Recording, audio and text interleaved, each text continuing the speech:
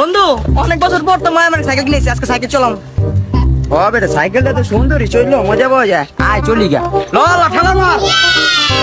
কিরম কইছাস আমার লয়ে যা।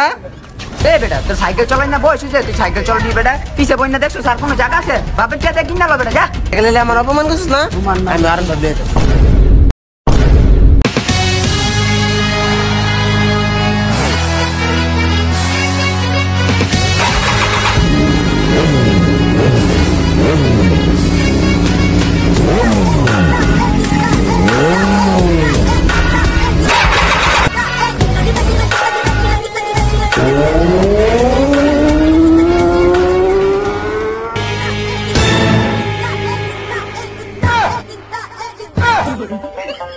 শরম দিছিলি না? এই দেখ R15M। আলার ভাই